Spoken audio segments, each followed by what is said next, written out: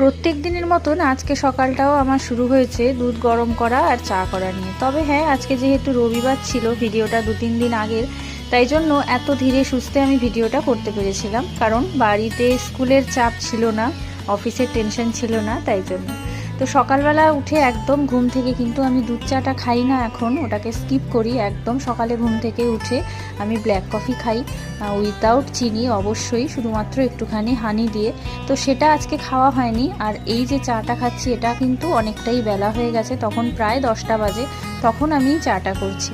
আর চায়ের মধ্যেও এখন চিনি খাই না, আমি ব্রাউন সুগার দিয়ে চা করি, যার জন্য নর্মাল চিনি এখন অনেক দিনই হয়ে গেল প্রায় খাওয়া ছেড়ে দিয়েছি। আর ছেলে আজকে বাড়িতে আছে, তার জন্য ওকে বেশ মনের মতন করে ব্রেকফাস্ট বানিয়ে দিচ্ছি।